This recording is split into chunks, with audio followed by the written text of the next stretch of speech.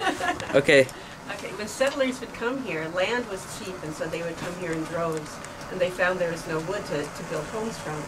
But there's a lot of sod, so they take the sod and cut it into strips, build it into walls, stacking it up the top of each other, and then cover it with mud. And the mud would make the wall for it to cover for the outside with the plaster effect.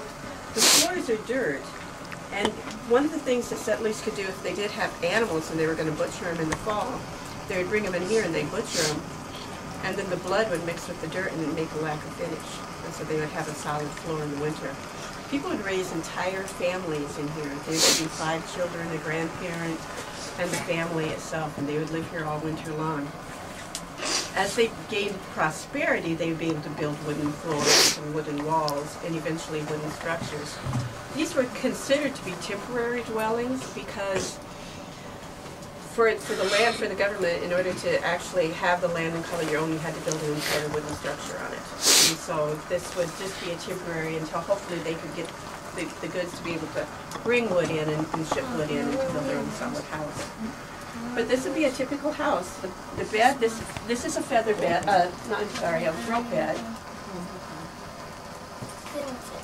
And it's just made from roping on the wood. The mattress is straw in a muslin ticking.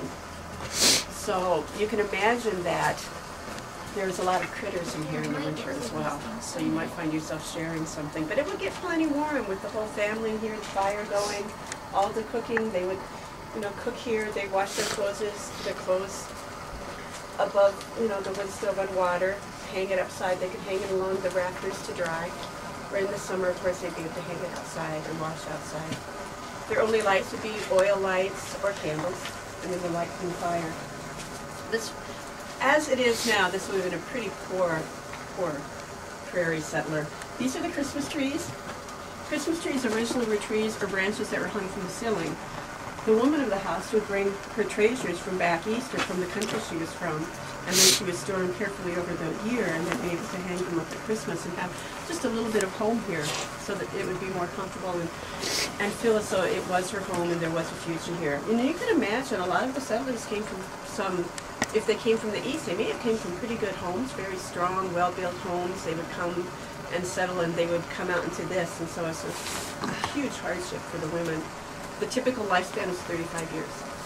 So I would be so old now that I would probably be decrepit into a nursing home if such a thing existed. So it was a harsh life. A lot of children died young living in this kind of a life, and a lot of women died young as well. A very harsh life. You can see that there's a lot of holes in here, and that would be chinked in the winter time and in the fall. They would put a lot of chinks with sod itself in order to make sure the wind didn't blow through. A lot of the animal skins, this is a bear skin, but a lot of animal skins from hunting they would use, and they would cover the walls as well to add just a bit more insulation. Cooked on the stove, did everything on the stove. It was the lifeblood of the home.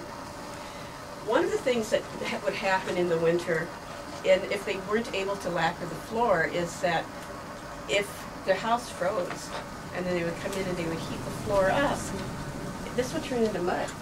And they would find that the water would come up out of the ground, and you would find your furniture falling down into the floor, which is why this table is so low.